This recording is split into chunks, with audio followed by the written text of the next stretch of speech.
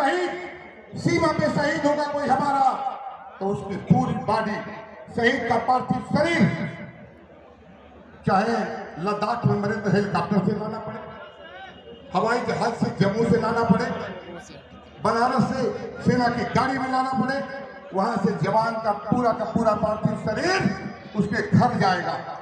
वहां का जिलाधिकारी, वहां का एसपी और उस प्रदेश की सरकार का मंत्री घर के लोगों को देखने के बाद उनके साथ मिलकर के सम्मान के साथ उसका अंतिम संस्कार करने का काम करेंगे। ये मुलायम सिंह यादव ने फैसला किया।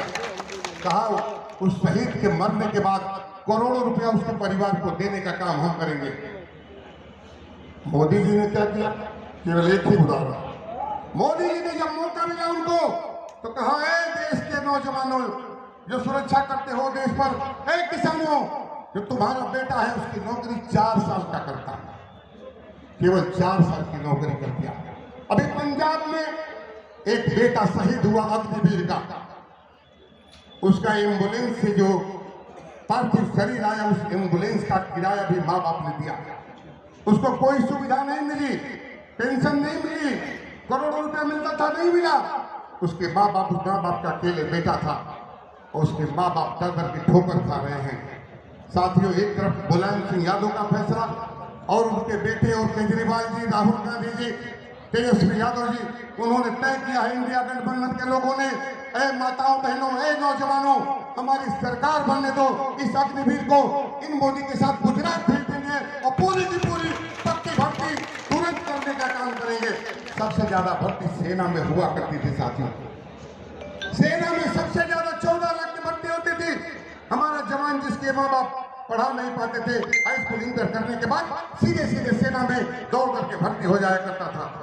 जो हम गाड़ी से सवेरे 4 बजे कभी निकलते थे, इधर कोटवा नारायणपुर की तरफ रामपुर चीट से लेकर के इस इलाके के लड़कों को 200-300 दौड़ते मैं देखता था।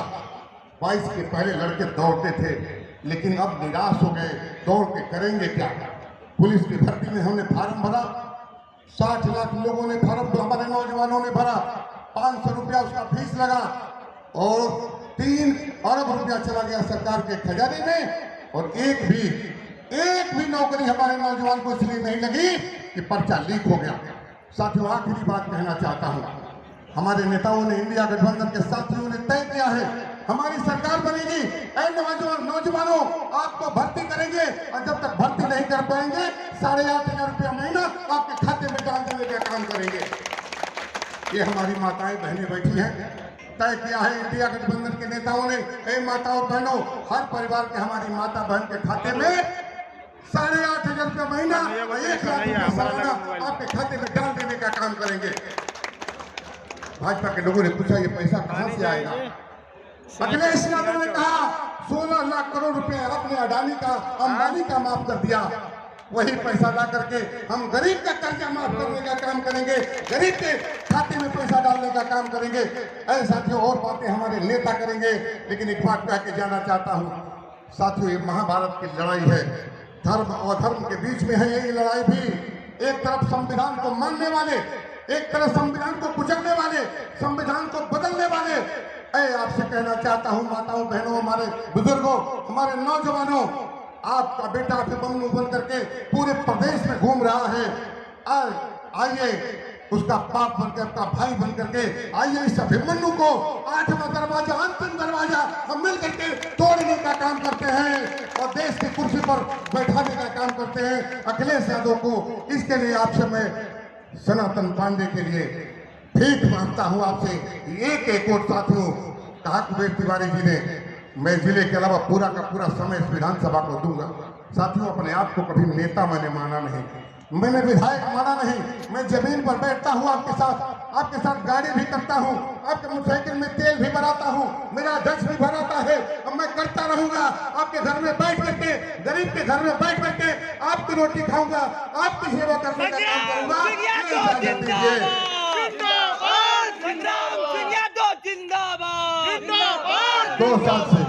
2 साल विधायक हुआ। हमारे पास मुकेश राय जी कहीं बैठे होंगे, यहाँ बीच में हमने देखा था, उनको आए हैं यहाँ। मुकेश राय जी हैं तो हाथ उठा दीजिएगा जरा, ये बैठे हैं मुकेश राय जी, जरा खड़ा हो जाइएगा। हम जातिवादी हैं, अखिलेश यादव को जातिवादी लोग कहते हैं, संग्राम सिंह को जातिवादी लोग कह सकते हैं, मुकेश राय जी हैं। बैठ जाइए। हमारे दरवाजे पर एक दिन आए और इन्होंने सारी जनता बैठी थी, सब लोग चले गए। ये अकेले बैठे, मैंने बुलाया, कहा कि बताइए क्या बात है। सही में पहचानता नहीं था। इन्होंने कहा कि मेरा नाम मुकेश राय है, मैं जाति का भूमिहार हूँ, उपेंद्र तिवारी का सबसे खास आदमी हूँ। और लगे आंख से इनके आंसू आने। मैंने कहा आप मेरे घर आए हैं, पहले पानी पीजिए। मेरा जो चरित्र है आज वर्णन करना चाहता हूँ। आप किसी पार्टी में हो, किसी जाति के हो, किसी धर्म के हो, संग्राम सिंह के लिए मायने नहीं रखता। इन्होंने कहा मेरी पत्नी का कैंसर है, मेरा इलाज कराना है। मैंने कहा कागज दीजिए। कागज दिए हैं। मैंने कागज दिया। 1 हफ्ते में 4.5 लाख रुपए इनके खाते में भिजवाने का काम किया। ये हमारे कार्यकर्ताओं के बीच में पूछता हूँ, अगर भारतीय जनता पार्टी का कार्यकर्ता हो और उसके घर में कोई बीमार पड़ जाए तो संग्राम सिंह को क्या करना चाहिए? मैं धन्यवाद देना चाहता हूं अपने कार्यकर्ताओं को, इनकी पूजा करना चाहता हूं। उन्होंने कहा तुरंत इलाज कराने का काम कीजिए विधायक जी, हम कभी मना नहीं करेंगे आपको। मैं सभी 4 लाख लोगों का विधायक हूं और मैं आज आपसे कहता हूं, एक एक कार्यकर्ता से भी, एक एक माताओं से भी, एक एक हमारे बुजुर्गों से, हमारे परिवार की तरह ये मेरी विधानसभा है। कोई बीमार पड़ जाए तो अपने बेटे को याद कर लेना, पैसा भी दूंगा और साथ बैठ के दवा कराने का काम करूंगा। जरूरत पड़ेगी तो मैं आपका खून देने का आपको काम करूंगा, ये आपका बेटा करने का काम करेगा। किसी पार्टी का कोई भी नेता हो 2 साल में बता दे कि मेरे खिलाफ किसी उत्पीड़न की कार्रवाई मैंने की हो, मैं आपके बीच में आ सका कि नहीं आ सका, मैं क्षमा चाहूंगा।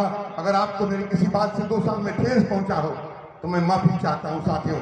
प्रयास करूंगा आज के बाद, जो शिकायतें मिलती हैं, जो गालियां भी मुझे मिलती है, मैं उसको भी स्वीकार करता हूं।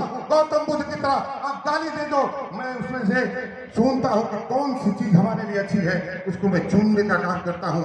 एक एक कार्यकर्ता जो मुझसे दुखी है, मैं आज इस मंच से माफी मांगना चाहता हूं, आपका पैर पकड़ना चाहता हूं। मेरी गलती की सजा सनातन सारे को बच्चे देना साथियों, मैं आपसे माफी चाहता हूं। अखिलेश यादव को मत देना। अगर संख्या नहीं होगी तो इंडिया गठबंधन में अखिलेश यादव को क्या बना पाओगे? आप चाहते हो प्रधानमंत्री बन जाए, आप चाहते हो गृह मंत्री बन जाए, आप चाहते हो रक्षा मंत्री बन जाए। अगर संख्या नहीं होगी तो कैसे बना पाएंगे? साथियों, मेरी गलती की सजा कभी सनातन पांडे, अखिलेश यादव और किसी को मत देना। मैं आपसे बार बार माफी मांगना चाहता हूं, वैसे गलती हुई हो माफ करना मुझे। और कल से आपका ये बेटा, आपका ये भाई आपके बीच में दिखाई देगा, आपके घर में दिखाई देगा। जब बुलाओगे, सुख में देर हो सकती है, दुख में देर नहीं करूंगा, ये वादा करता हूँ आपसे।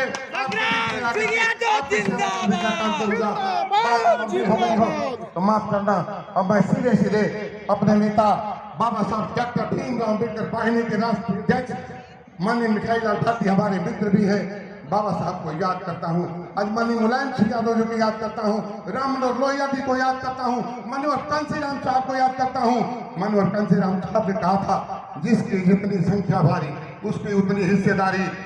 अखिलेश यादव ने एक दिन कहा, मिठाई लाल भारती जी ने एक दिन कहा, बाबा साहब कांसीराम साहब का मिशन अधूरा अखिलेश यादव करेंगे पूरा। अखिलेश यादव ने कहा, कांसीराम साहब ने कहा था, जिसकी जितनी संख्या भारी सरकार बनने दो। जिस दिन सरकार बनी उसके दूसरे दिन से गणना कराएंगे, गरीब की गणना, जाति की गणना करा करके जिसका जितना हिस्सा होगा उसको देने का काम करेंगे। माताओं बहनों को 10 मिनट का समय दूंगा और मैं अपने नेता राष्ट्रीय अध्यक्ष अम्बेडकर पाएंगे पक्का। आप माने बाबा साहब वाहिनी के राष्ट्रीय अध्यक्ष माननीय मिठाई लाल भारती जी से आग्रह करना चाहता हूं कि आए और अपनी बात रखें। साथियों, जय भीम, जय समाजवाद, खुदा हाफिज।